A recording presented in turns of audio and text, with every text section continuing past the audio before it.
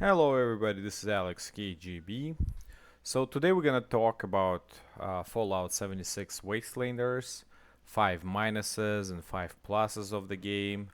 Is it really worth it playing it, worth it getting it?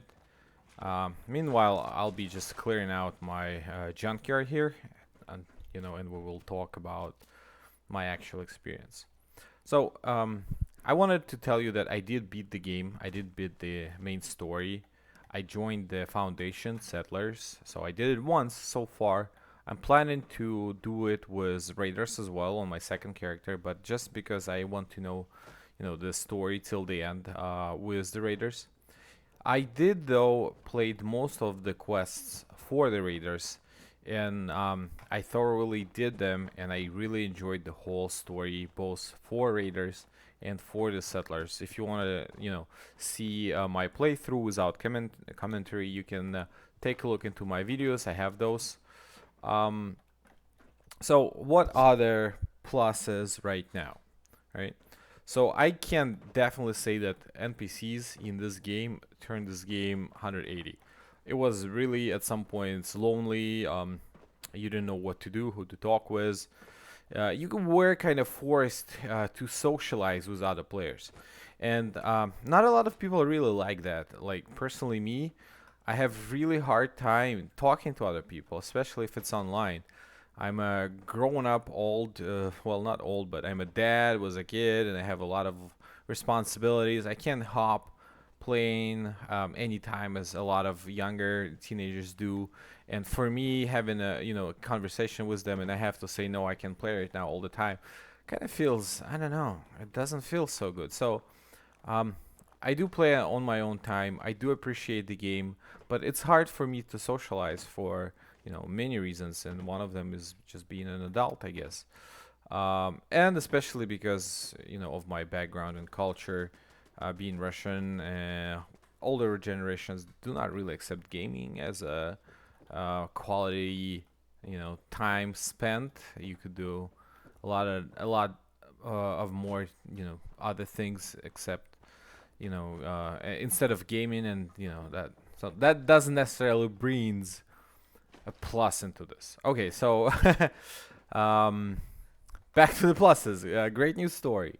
So I definitely enjoyed it a lot. I definitely felt the my choices did make sense. It was giving me something that could actually impact um, what's happening in the game. I was having a power of choice. I like that. Number two is a lot of content to explore. It's really polished. It's really nice. It's not breaking all the time. Every couple minutes or so. There's really no major glitches. It's good. And I kind of envy you if you start in this game as a fresh, brand new player. If you didn't do the main quest before, if you didn't explore all the side missions, you'll have tons and tons of content to enjoy. Because this is like open world RPG or action RPG. Well, and you have all those missions. I know most of them are just go there, kill this, but what other games don't do that? But it is, I mean, it's different. All of them are different. All of them are interesting. And if you never played this, I think this is the best thing. Like if you try it right now, you will have all this new content, and you will have all of the great content that you can actually enjoy without all the bugs that were coming with it before. Okay. Um. So number three, I did speak about it a little bit within the number one, but right now it feels like your character build matters. And it does matter how you play the game. For me, it's very easy. I have a stealth unyielding sniper. I kill everything with one shot. But you might have like power armor build. You might have some other build. You can have melee. All this matters, and your stats pick actually matter. It will impact your gameplay through. So if you build into charisma or you build into intelligence, you can actually solve quests a lot faster just by picking those options. And I feel that they do impact how the game overall runs and the story in the end. It's very important. Your choices actually do matter, and your character build does matter. So I think it is great. Okay. So number 4, the big plus that I think that goes together with all the new NPCs coming, it's not main story anymore. It's not just that. There's actually a side story. There's actually a lot of random NPCs that fit in the universe very well. You can see traders. You can see other people's coming to Appalachia. You can help them out. You can kill them. There's a lot of options that you can do with them, and I think it's awesome. That's great. Um, well, and I think the last, but not least, all of the building did improve. So you can actually build decent camps now. There's a lot of thought went into the building, and I think you can spend hours now building the perfect camp. There's turrets that not affecting camp as they used to before. They're not killing your camp. There's just certain limit of turrets, but they take just that little space. There's a lot of variation of how you can build, what you can build, and literally there's videos and people spending hours and hours just like building their perfect camp. For me, it doesn't matter that much. I was always into more of a story element of it, more of a overall Fallout. I always loved Fallout universe. I played Fallout 1, Fallout 2, Fallout 3, Fallout 4. So all of them were about, how this world is actually gonna develop and what's gonna be next. So I really enjoy the story. I enjoy action RPG part of it. I do enjoy building, but not as much. But for all of you builders out there, there's so many things that change, and you actually have displays where you can put things on for other people to see. You can build pretty huge camps. You can even build like mini cities and mini villages. You can build death traps to get other people in it, kill them, and grab their loot. There's a lot of fun stuff to do around building. It definitely improved a lot. Okay. So now let's go into the minuses. For me, I think the major minus of this game right now, I still do get the server disconnects like every couple hours or so, or I may be moving into new quest areas. Game is pretty decent on saving all of that content. Look at that. What is this? Is it an ass or is it a head, or is it a head ass? I don't know. Looks weird. About the bugs, no, it's a head. So, I do enjoy playing the game. I do enjoy the whole process, but sometimes you move into a new location, it just disconnects. You do something, it just drops out. Now, it doesn't happen that often. It happens about maybe once every 2 hours for me, and I'm okay with dealing with that because I reconnect right back. It's not slow. There's no ping. There's no delay. It's just game crashes. And then when I do reconnect, it actually gets me back into the saved location. So again, there's not a big deal. There's no progress lost within the quest. It does happen, so it's a minus, and I think it's one of the biggest ones right now. The second big minus, there's still problem with dupers, and I don't think Bethesda ever actually handled it. I will leave my interview with a duper in the commentary section. You can watch the video. I do actually interview a duper, and he talks why he does that, how he was punished for that, or how other dupers are punished for that. But so it's still possible to do, and that's one of the reasons why all of the trading right now is disabled. So if you will try to sell or buy something or add something, you will see, well, right now stash is full, but you will see that the trading is disabled because dupers is using it. So until Bethesda actually figures out a bulletproof way to prevent all the duping and ban the dupers if they do that automatically right away, it's going to be a problem there. So hopefully, next patch coming out, they will fix the current problem. But that doesn't mean it will not happen again. Most likely it will. So something you want to be, just aware of. Okay, now the third minus is, even though the game got a story right now and NPCs and actual talks and live characters, it's great and it's awesome. But I think there's a big problem. It is not full immersive. And by saying that, it's an online game. You cannot save, and I probably do understand why they made a choice that you can actually kill the quest related environment. But unlike in Fallout 4, where you actually could attack NPCs that are part of the main story, in Fallout 76 Wastelanders, you can't do that. So if there's NPC and he's important to your story, it doesn't really matter which side you choose. You can't kill them. You can't clear out the whole city. You can't kill all the raiders at the space station, and you can't kill all the settlers at the foundation. It's just impossible. You attack them, you don't do any damage. I think it is a concept they had to figure it out and do. Just because it's online game, there's no save and load kind of thing.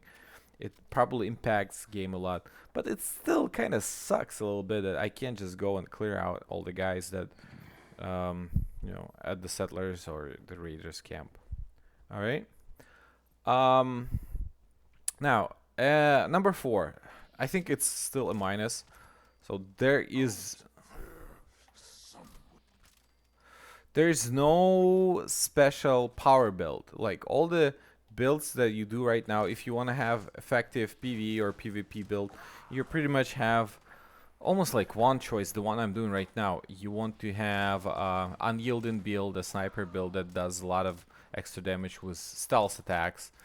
But if you want to build power armor build, it's gonna still suck in PvP. And I think in order to change that, you want to have some unyielding power armor or add some special effects to your power armor plates. Otherwise, people will just pick the unyielding power armor all the time, and that's what happened right now. If you want to have like a superior one-shot kill character, build unyielding sniper with invisibility. If you want without, it doesn't really matter, but that's what I do. And the game is pretty easy from that point on. If you actually have the whole thing, you just one-shot them in the head. You have the right skills. If you want to see my build, the link is in the description. But the point is, power armor still needs to be balanced in order to match up with the unyielding build. I know there's new power armor T65 being added. It is good. After you max it out, I think it's the best power armor right now. But it's still nowhere near if you're going into PvE or even PvP or even PvE comparing to unyielding sniper build. This is like the strongest build in the game as of now. So I think this can be improved, definitely. And the last one. So even though Bethesda added all this new content, even though they added the story, I feel that there's still not enough. And I know the game is just released and it has to be more ongoing process here.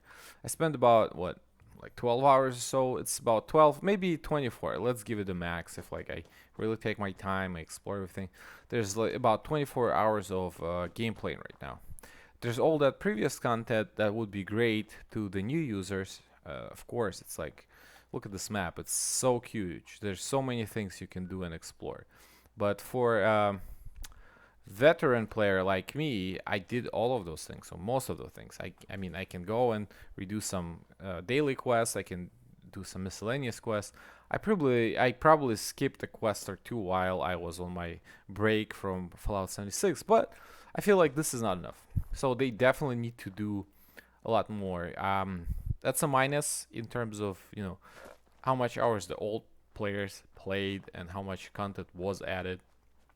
I think they have to double or triple their effort on story writing, and there's so much you can actually fit in with new storyline and new things, not just like go that and kill that and bring some gold and buy some unique equipment. No, there should be a lot more things. I don't know. Marry someone, grab. There are tons of quests that you can redo, recycle from Fallout 4, Fallout 3, Fallout 2.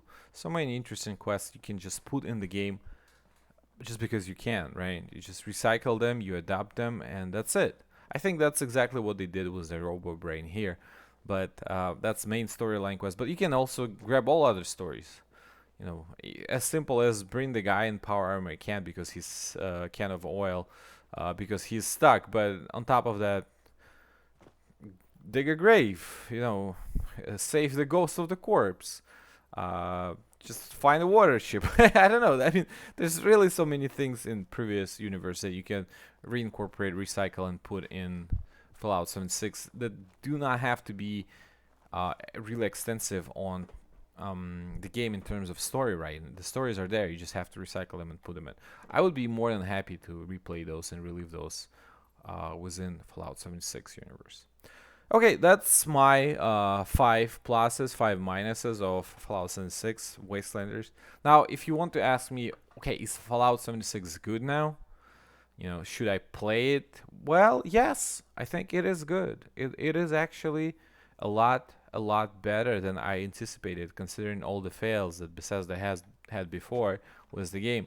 I think the game is on a whole new level, and seeing how smooth it is right now, seeing the story, I see millions of ways how it can be improved, and you know, fairly easily. And especially if you never played it, if you're like brand new, you will have so much content to play. It's unbelievable. That's gonna be an open world with tons and tons of quests for you to explore. So my answer is yes. Go ahead and try it. All right. Hopefully you enjoyed the video. If any of you are interested in my build, I'll just give you a quick overview. This is my gun. So it's a bloodied sniper rifle. Does more damage at the lower UHP. So 256 is multiplied by 3.75 if you're shooting at night, 2.5 if you're shooting at day. If you go for the critical spots like head and arms, there's 50% more damage, and it also has 50% more limb damage. So it's really a killer. And now if you go into my level, I did not level up a lot of things here, but yeah, it's mostly, this is to do additional damage to glowing things.